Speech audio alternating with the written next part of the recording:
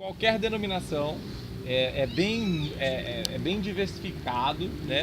As pessoas que participam do GOI, né? E a gente também tem um grupo no WhatsApp, a gente existe já mais ou menos uns de 3 a 5 anos, né? E tem todo um sentido e uma história do porquê que o GOI existe, e eu volto outro dia para ministrar para vocês sobre isso. Mas para vocês saberem, o GOIF é o meu ministério, é a minha igreja local, mas eu também tenho comunhão com outras igrejas locais. E eu me sinto muito à vontade nisso. E vocês também são a igreja de Cristo. Nós fomos convidados pela Ju, e aí eu estive orando ao Espírito Santo, pedindo para ele nos direcionar naquilo que ele queria falar. E quando a gente marcou a primeira vez, foi interessante porque Deus trouxe um tema, identidade. E aí eu pensei, qual seria a nossa identidade, a identidade dessa geração em Cristo, né? Hoje, nós que já conhecemos a Cristo, outros que vão conhecer, aqueles que estão chegando a Cristo.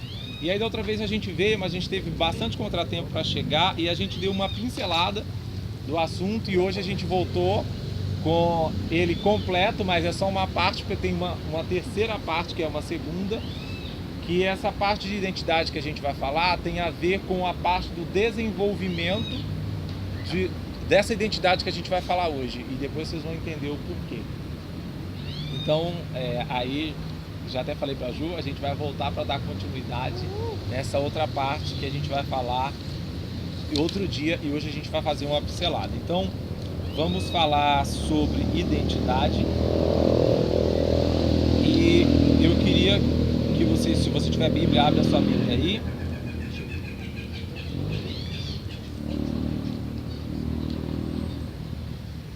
Uma coisa muito importante que eu aprendi com Pedro Arruda é que quando o pregador está pregando, você, por uma questão de educação, você escuta e presta atenção no pregador, mas você deve ouvir a voz do Espírito Santo, o que o Espírito Santo está falando com você na hora que a palavra está sendo ministrada.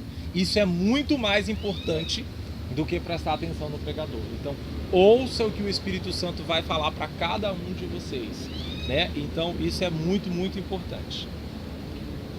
O nosso tema é identidade através de Cristo nessa geração, né? E eu quero abrir a pregação com o tema que fecha, né? Com uma palavra que fecha essa pregação. Então é Lucas 7, 31 e 32, uma pessoa já procura aí, e Apocalipse 2, 17, que é a parte B. Então quem encontrar já Lucas 7, 31 e 32, já pode ler, por favor. A que, pois, comparareis os homens da presente geração? E a que são eles semelhantes? São semelhantes a meninos que, sentados na praça, brincam uns para os outros. Nós vos tocamos flauta e não dançastes, entoamos lamentações e não chorastes. Isso, obrigado. Apocalipse 2, 17, a parte B diz assim, ó: ao vencedor lhe darei uma pedrinha branca, e sobre essa pedrinha escrito um nome novo, o nome no qual ninguém conhece, exceto aquele que recebe. Essa é uma promessa maravilhosa que nós vamos receber de Jesus, e a gente vai entender o que é essa pedrinha e o que acontece para a gente receber essa pedra com esse novo nome. Então, na nossa introdução diz o seguinte: é fundamental e é muito importante para o homem, quando a gente fala do homem num sentido de gênero, masculino e feminino, homem e mulher. E se você tiver alguma dúvida e quiser perguntar alguma coisa para falar, você pode levantar a mão, que a gente é bem aberto, tá? Você pode perguntar, não tem problema de interromper, não. O importante é que você compreenda, né, e creia na palavra. É fundamental e importante para o homem, no seu processo de desenvolvimento, uma revelação de quem ele é existencial e espiritualmente. Quando a gente nasce, outras pessoas são encarregadas de fazer isso por nós, mas ao longo desse desenvolvimento de vida, a gente precisa descobrir quem nós somos existencialmente e espiritualmente. O reconhecimento de si mesmo nessa revelação só será possível quando o homem descobrir e assumir a sua identidade em Cristo, para cooperar com o propósito eterno de Deus dentro da sua geração. A preparação para a revelação, para esse reconhecimento de si mesmo e a descoberta da sua identidade deve começar ainda nas idades tenras, bem cedo, né? Quando a gente ainda é criança e a gente é cuidado pelos nossos pais ou responsáveis ou por aquela pessoa que faz a maternagem na nossa vida. Fazer a maternagem é quem nos mostra uma visão de mundo, né? Nós nascemos de uma determinada família que nós não escolhemos. Nós temos irmãos que a gente também não escolhe e eles nos mostram uma visão de mundo, nos mostram nossos valores, os lugares que a gente frequenta, o que a gente come, quais são os nossos valores mais peculiares. E a gente carrega isso pelo resto da vida. A família, que é essa instituição criada por Deus e instituída por Deus, tem na sua importância ser uma mediadora entre o indivíduo e o meio social onde ele vive. Seja na igreja, seja na escola, seja no mercado, em qualquer lugar onde você vá. A sua família, ela é uma mediadora, que aprendemos e percebemos o mundo e nos situamos nele.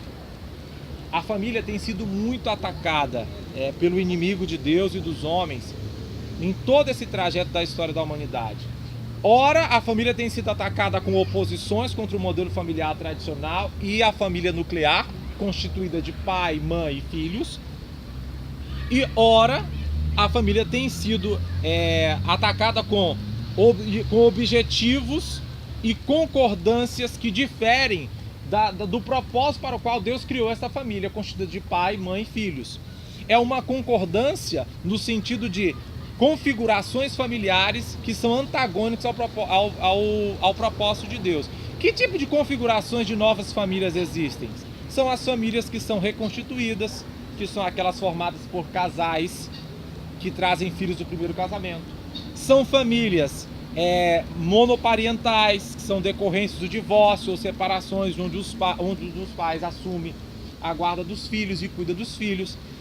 São uniões consensuais, né, como a gente conhece hoje. Então, todas essas formas, e casais sem filhos também por opção, todas essas formas de essas configurações de famílias, hoje elas afetam o modelo de família proposto por Deus, porque eles querem assumir uma identidade de família, mas não corresponder com o propósito de Deus para a família. Como a gente vê aí no dia a dia, que a gente chama de família vivida. Essa é a família na real, não é uma família planejada como Deus planejou. Mas qual é o objetivo da família? Qual é o dever dessa família segundo o propósito de Deus? O dever da sua família e da minha família é revelar a todo homem, a mim e a você, a sua origem, a origem celestial que eu e você temos em Cristo, temos em Deus, e reproduzir aqui na Terra o modelo estrutural da família dos céus, inspirando e preparando homens e mulheres a cada geração para assumir sua identidade existencial e espiritual em Cristo. Diante desse cenário atual de dissolução do modelo familiar, como preparar homens e mulheres, jovens dessa geração, para garantir a sobrevivência espiritual e saudável da família segundo o propósito eterno de Deus até a plenitude dos tempos? Como é que a gente faz para nos prepararmos hoje para que a gente não sofra esses ataques de diversas configurações de família?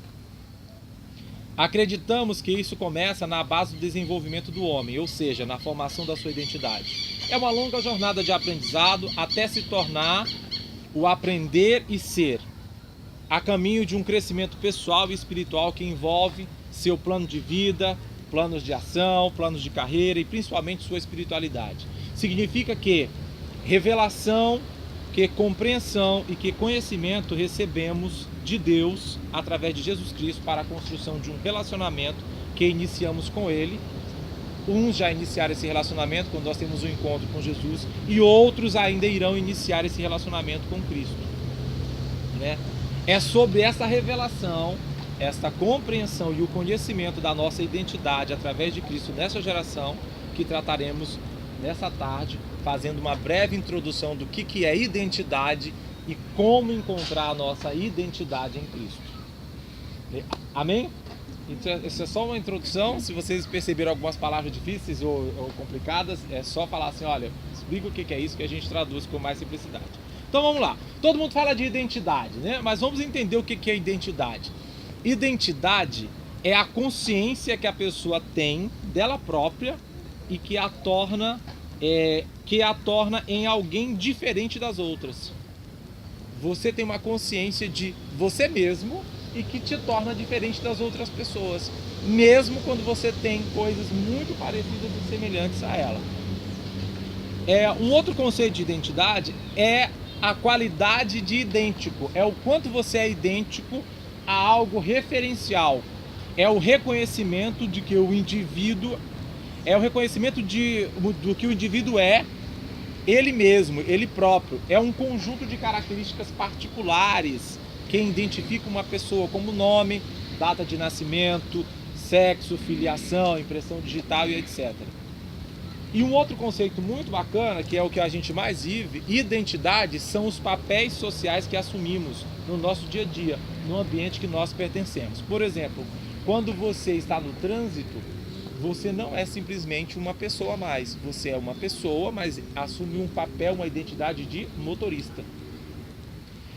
Quando nós estamos na escola, na faculdade, você não é simplesmente a Carminho, é a Carminho, mas ela assume a identidade de estudante, então de aluno, né? Então esse papel é muito importante e a gente vai compreender que em Cristo e espiritualmente, quando nós nos convertemos em Cristo, nós também assumimos papéis na sociedade celestial em Cristo, na qual nós fazemos parte.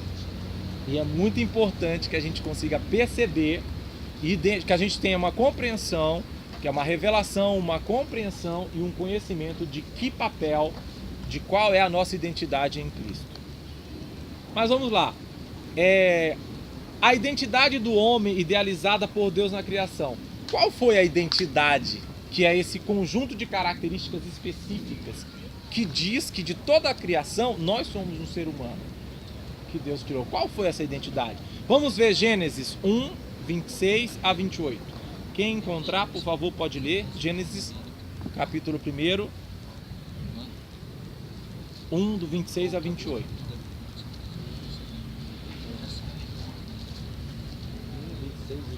Isso.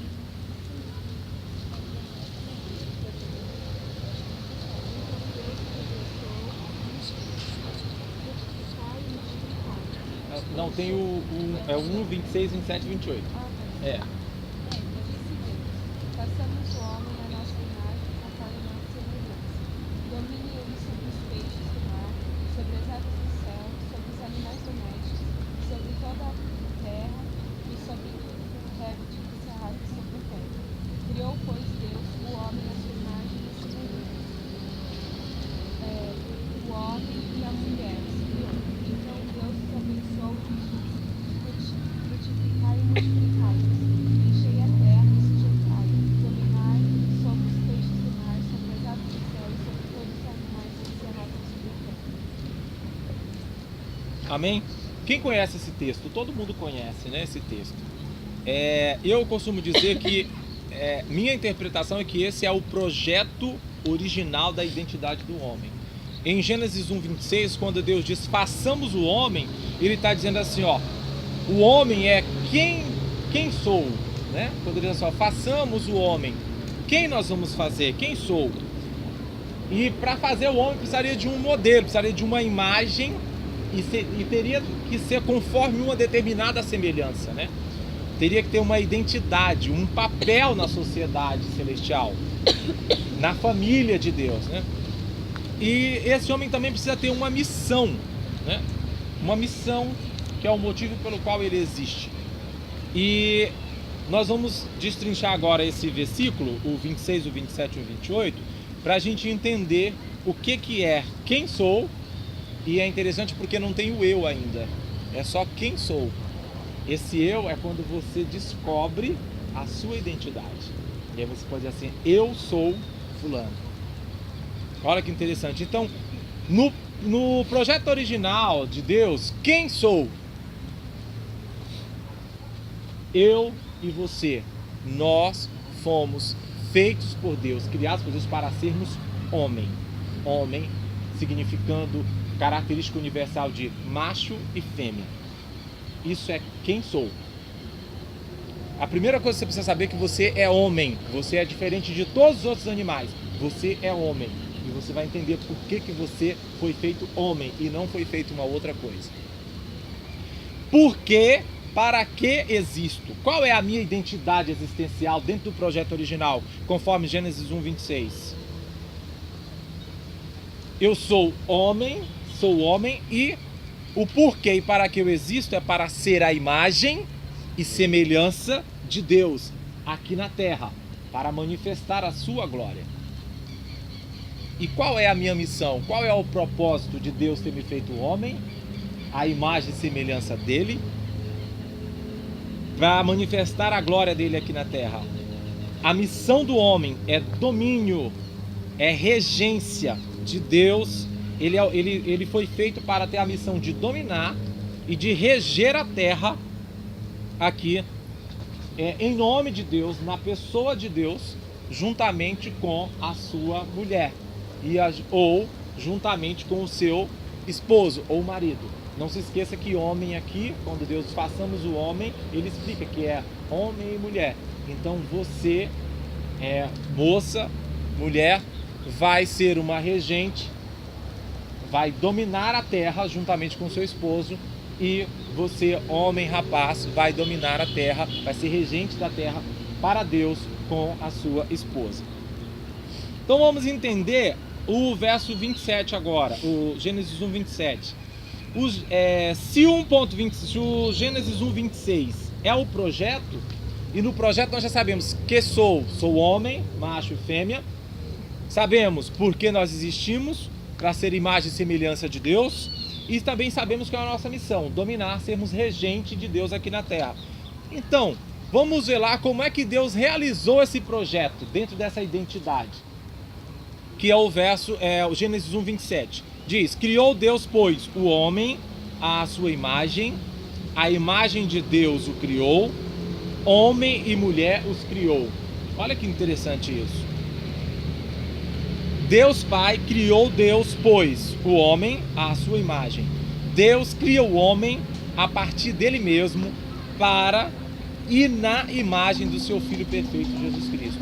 Esse criou Deus, pois, o homem, significa que Deus, que é criador, pegou uma imagem e uma imagem do seu Filho perfeito, Jesus Cristo, para criar esse quem sou, para criar o homem, eu e você. E o Deus Filho, que está nessa questão aqui, a sua imagem, a imagem de Deus o criou. O Deus Filho, Jesus Cristo, que é a imagem de Deus, a imagem que Deus criou, essa imagem de Deus, o Filho perfeito, Jesus Cristo, o Deus encarnado, cria o homem para ser a imagem de Deus através dele mesmo. Quando o verso diz assim, criou Deus, pois, o homem, é Deus criando o homem a partir de Cristo. Quando diz, a continuação que diz assim, a sua imagem, a imagem de Deus o criou, Cristo, que é a imagem de Deus encarnado, gerando e criando homens, a imagem e semelhança dele, para Deus. E quando ele diz, criou homem e mulher os criou, é o Deus Espírito Santo. É Deus o Espírito Santo, também na pessoa da Trindade, Deus Pai, Deus Filho e Deus Espírito Santo. Que morando dentro desse homem e dessa mulher que Deus os criou, o Espírito Santo gera em nós a condição de homem e de mulher, através de Cristo, o homem e a mulher criados para e à imagem do Filho perfeito Jesus, o Deus encarnado, gerando outros filhos. O Espírito Santo dentro de nós, gerando outros filhos. Filhos na fé, quando nós somos usados pelo Espírito Santo para ministrar a palavra, e essa palavra produz um efeito na vida de uma pessoa, geramos filhos na fé. E também o Espírito Santo gera dentro de nós famílias, filhos consanguíneos, filhos sanguíneos de um casal, para serem também a imagem de Deus através de Cristo que vive neles. Ou seja, quando um homem e uma mulher se juntam e eles servem a Cristo, eles são ligados a Cristo, eles são convertidos a Cristo e eles geram filhos. Os filhos já que nascem já são filhos de Deus. Olha que interessante. E quem que mora dentro do homem agora, atualmente na terra? É o Espírito Santo. Então o Espírito Santo, ele é responsável por garantir que os homens sejam conduzidos, sejam instruídos à propriedade exclusiva de Deus. E quando um casal gera filhos, tanto na fé ou filhos consanguíneos, é o Espírito Santo operando esta criação de novos filhos de Deus através dos filhos que Jesus resgatou para o Pai e que foram feitos à imagem e semelhança dele lá no projeto original. Forte. Então eu e você temos essa identidade espiritual, nós temos essa identidade celestial. E qual é a missão? Qual é o ofício do homem de acordo com a identidade do projeto original? Vamos analisar Gênesis 1:28, que diz: e Deus os abençoou. Deus abençoou quem? Homem e mulher. Observe que e Deus os abençoou. Deus não abençoou só Adão. Os é um artigo que define dois seres, um homem e uma mulher. Deus abençoou o primeiro homem, Adão, e a primeira mulher, Eva. E olha que ele diz: e Deus os abençoou. E depois que ele abençoou, ele lhes disse. Ele abençoa e depois ele diz quais são as bênçãos que ele deu. Ele disse: sede fecundos, multiplicai-vos, enchei a terra, sujeitai-a, dominai-a.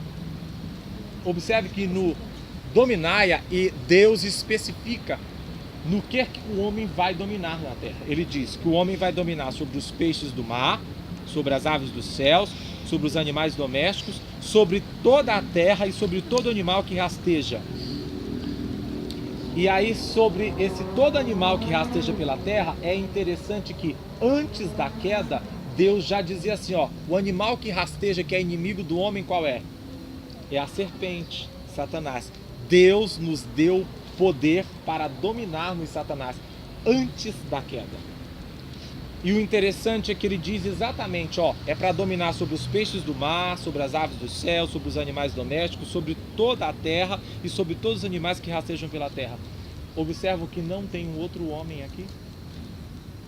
Deus não diz que nós devemos dominar sobre os homens.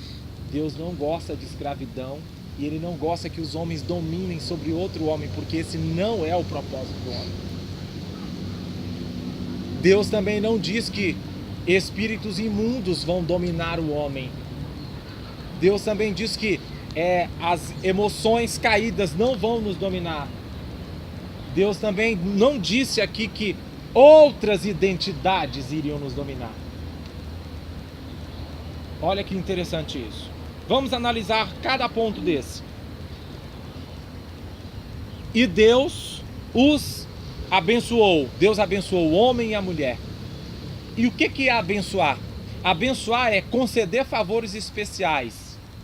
Quando você recebe uma bênção, significa que Deus te concedeu um favor especial. E você pode observar que as bênçãos são sempre numa situação muito extrema, né? A gente precisa daquilo. Se não acontecer, acontece uma tragédia, né? Então, são concessões especiais de Deus. Então, Deus fez uma concessão especial para toda a criação. De toda a criação, Deus fez uma concessão especial para uma criatura chamada homem, na identidade de homem e mulher, e disse assim, ó, diferente de todos os outros animais, sedes fecundos, e ele também disse para alguns animais que eles seriam fecundos.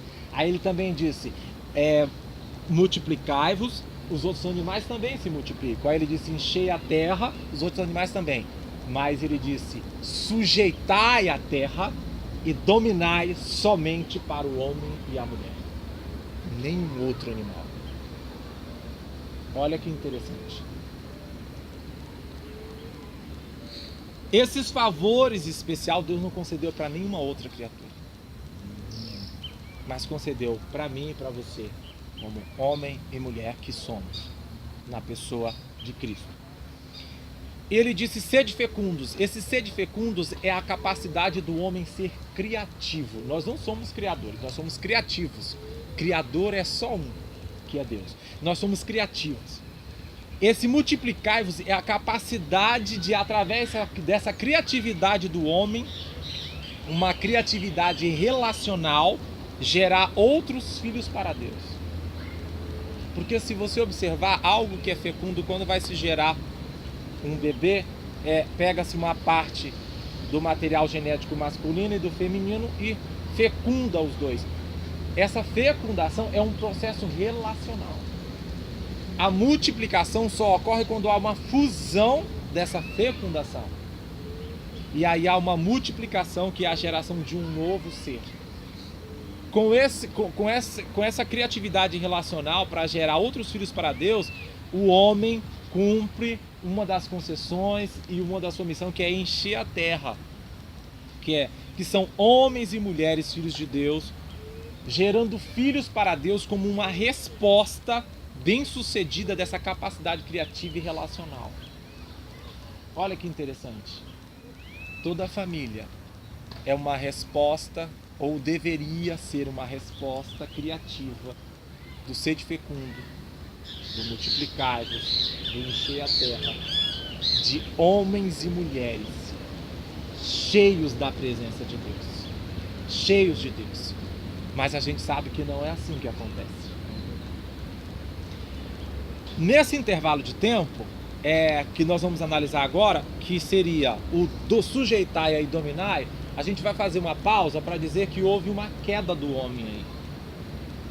Porque se você olhar o texto no original, dá uma ideia de que assim, sujeitai-a e dominai-a, né? Dominar a terra. Ele não diz sede fecundai a terra, multiplicai a terra, não. Ele diz somente para sujeitai-a e dominai. Não dá uma ideia de que parece que Deus já sabia de que o homem ia trocar os pés pelas mãos aí? Isso aqui é antes da queda, essa bênção é no projeto original, na execução desse projeto.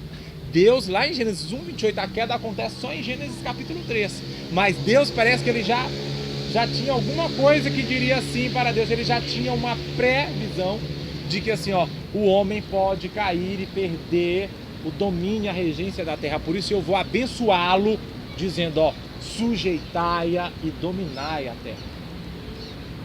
E ainda disse quem o homem deveria dominar. E aí citou os peixes, as aves, os animais domésticos e os animais que rastejam. E aí ele diz os animais que rastejam pela terra. Qual é o animal que rasteja pela terra que é muito mais evidente na mente de todo homem? A serpente. Então Deus nos deu domínio sobre Satanás, sobre a serpente. Isso antes da queda. Mas com a queda tem uma história muito interessante. Tem uma história entre o homem e a serpente, né? E eu vou contar para vocês uma fábula de um autor chamado Paulo Duarte de Carvalho Amarante. Essa fábula foi escrita em 2002 por ele. Ele é um médico psiquiatra que revolucionou o tratamento. Ele revolucionou a luta para um tratamento humanitário para as pessoas que eram loucas, né? Então ele revolucionou a psiquiatria. E aí ele conta uma história, uma fábula que diz o seguinte: uma fábula oriental conta a história de um homem em cuja boca, enquanto dormia, entrou uma serpente. Observem que boca é por onde se processa a palavra, e Deus criou tudo pela palavra. A serpente chegou ao seu estômago, onde se alojou e onde passou a impor ao homem a sua vontade, privando-o assim da liberdade. O homem estava à mercê da serpente, já não se pertencia. E olha que interessante, se a gente olhar em toda a história da humanidade, com a queda, o homem ficou sem se pertencer há muito tempo, não é? Mas um dia, até que uma manhã, o homem sentiu que a serpente havia partido e que era livre de novo. Quando o homem percebe isso, é que aconteceu um advento na história da humanidade que dividiu.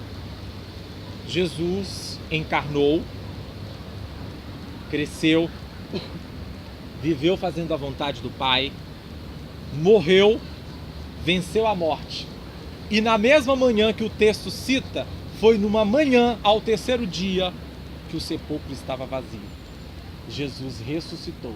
E quando ele ressuscita, a serpente que dominava o homem vai embora. Tinha partido. E o homem se sente livre de novo. Então, dá-se conta de que não sabe o que fazer da sua liberdade.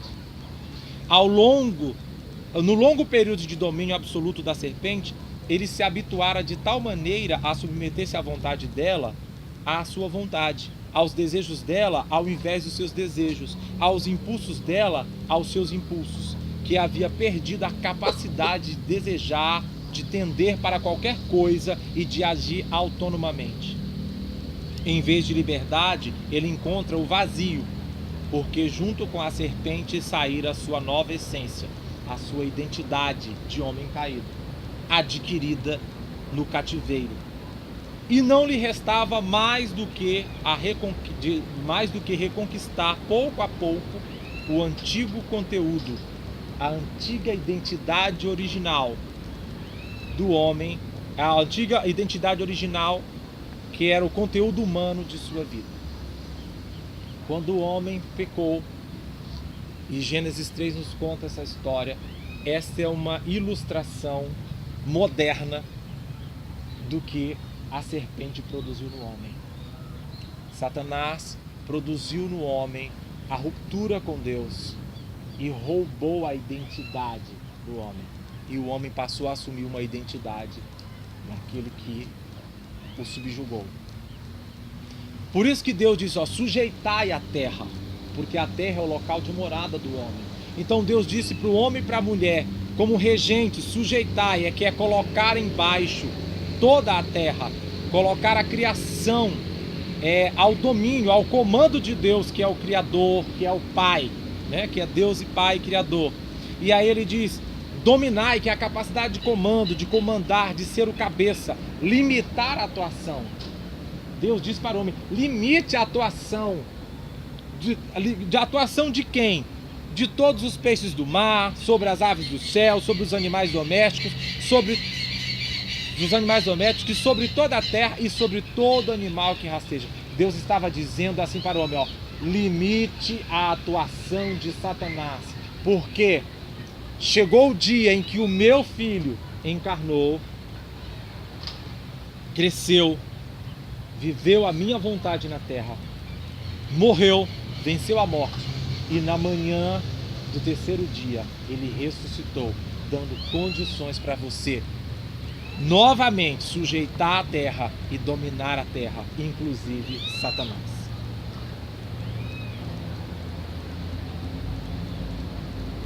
Agora, já pararam para pensar o porquê Deus criou esse projeto, esta realização, essa missão de identidade na criação do homem?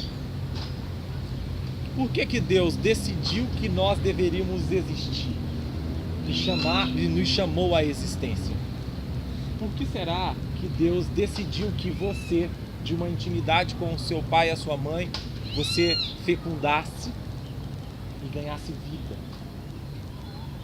Por que Deus resolveu te dar uma identidade como criatura dele? Uma identidade específica e exclusiva de homem, de ser humano? A resposta está em João 1, Evangelho de João 1, do 1 ao 5.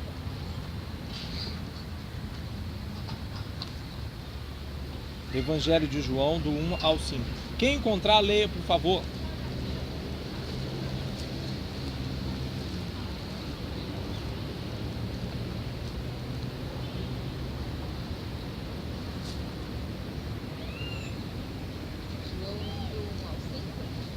João 1, do 1 ao 5. No princípio era aquele que é a palavra.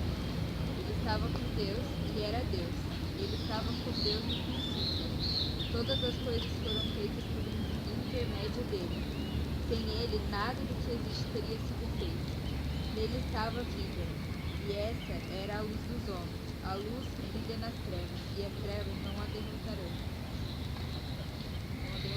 Não derrotaram. Legal, vamos analisar cada versículo, vamos analisar o versículo 1 e 2. E eu queria pedir que você prestasse bem atenção para que você pudesse entender.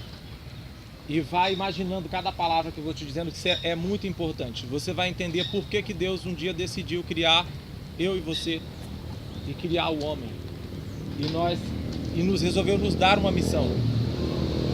E que mesmo com esse advento da queda do pecado, Deus continuou o seu projeto original de ter um regente aqui na terra, um homem e uma mulher. No princípio era o Verbo, e o Verbo estava com Deus, e o Verbo era Deus. Ele estava no princípio com Deus. Verso 1 e 2 de João. Traduzindo fica assim, ó: no princípio, na criação, Jesus estava presente. E ele era a palavra, ele era o Verbo. E também Deus, só que Deus Filho. Ele, como a palavra de Deus, estava com o próprio Deus Pai na criação, porque ele era também Deus e é Deus, Deus Filho. E antes e desde o princípio estava com o Deus Pai. Olha que interessante. Aí fala assim, mas Moura, como é que Deus antes, desde e durante a criação já estava com Deus Pai, se Jesus só encarnou depois, quase 2000 anos atrás? Como é que fica essa situação?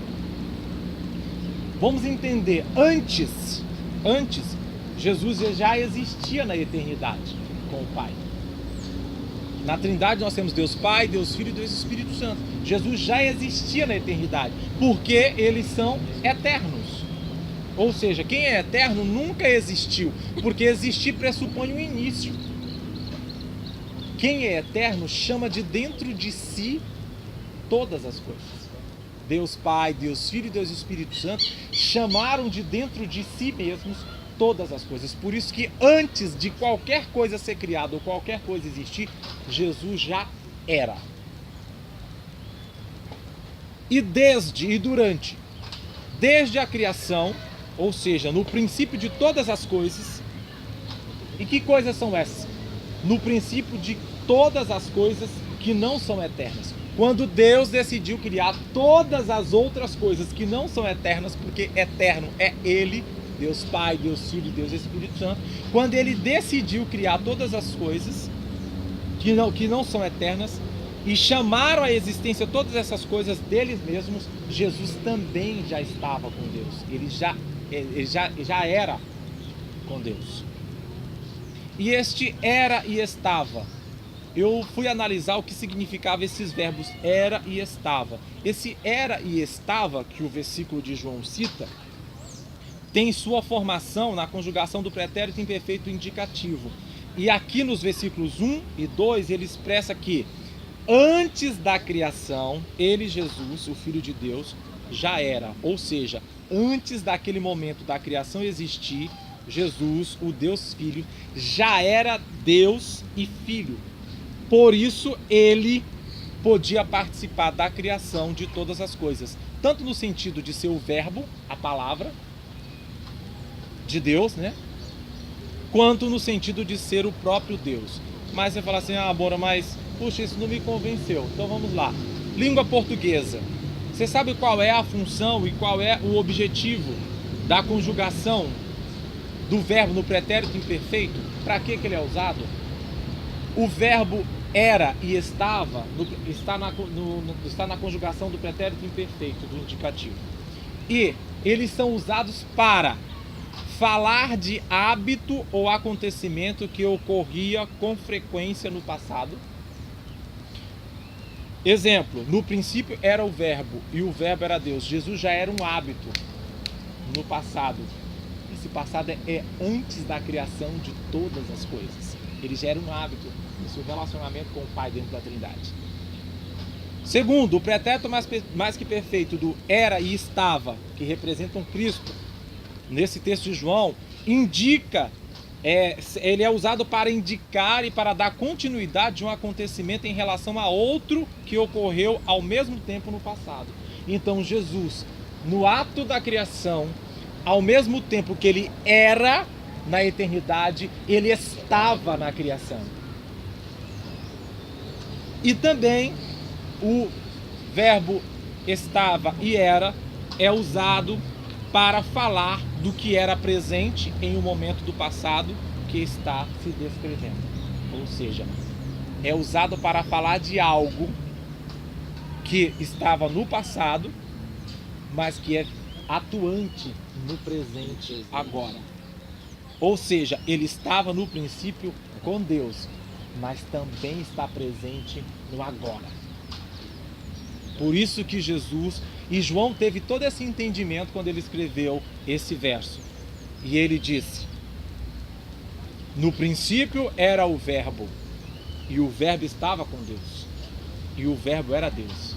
Ele estava no princípio com Deus. É algo, às vezes, até muito difícil da gente compreender. Mas Jesus, ele tem todas essas significações. Por isso que ele é a origem da nossa identidade. Por isso que no projeto original da criação do homem, ele estava lá, presente, para garantir, através da imagem dele e da semelhança dele, que nós seremos perfeitos, como Deus é perfeito. E toda a criação de Deus é perfeita. Vamos analisar o verso de João 1, verso 3, que diz: todas as coisas foram feitas por ele, e sem ele, nada do que foi feito se fez.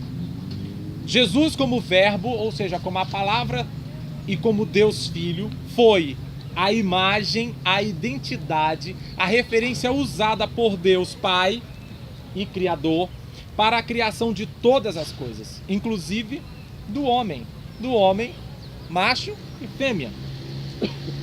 Por quê? Porque ele, como verbo, como palavra, viria mais à frente, ou seja, pós-criação,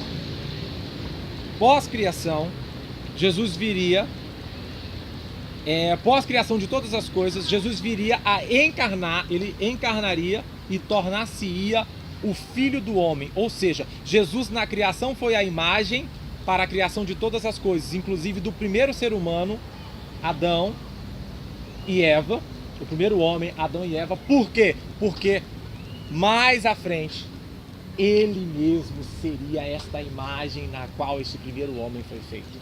E este primeiro homem só foi feito por causa da imagem dele. Se Jesus não estivesse contido na Trindade, Adão não teria sido feito conforme a imagem e a semelhança de Deus. Porque Deus precisava de um modelo. E esse modelo partia deles mesmos. Por isso que ele diz: façamos o homem. Isso tem um significado muito profundo. Que você, agora, que não vive no tempo de Adão e Eva, mas vive no pós-Cristo. Cristo já encarnou, Cristo já venceu a morte, Cristo já venceu o pecado, e nós estamos vivendo a graça daquele que é a imagem e semelhança de Deus, que habita em você. Então você tem a identidade de Deus dentro de você. Então qualquer outra identidade da serpente que habitava o homem não é verdade mais na tua vida. E você precisa viver essa palavra, você precisa viver essa verdade nos teus dias hoje, na tua geração, no seu tempo. Entende isso? Isso é muito precioso. Quando destituiu-se da sua glória para encarnar, quando Jesus se destituiu da sua glória para encarnar e tornar-se o Filho do Homem e assumir a semelhança de Deus, conforme Gênesis 1:26, lá no projeto original, para que todo homem, macho e fêmea, nascido após o pecado do primeiro homem, Adão, ele encarnou para que todo homem reconheça sua identidade, sua semelhança em Deus, no Deus Pai e Criador.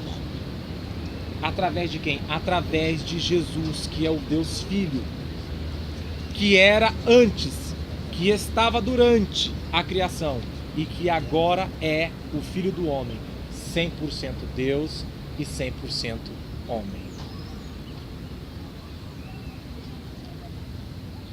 Amém? Glória a Deus por isso. Amém. Tá sendo entendido? Então vamos lá. Tem muita coisa, a gente está quase na metade, mas daqui a pouco a gente para, o Espírito Santo vai comandar aí, Ju, qualquer coisa. A gente volta depois. Vamos analisar o verso 4 e 5 para fechar essa parte do projeto original. Que diz: nele estava a vida e a vida era a luz dos homens. Olha que interessante. Quando Deus criou o homem lá, a imagem e semelhança de Cristo, João mais à frente relata que dentro de Jesus, Deus colocou a vida. E esta vida é a luz dos homens. E aí ele completa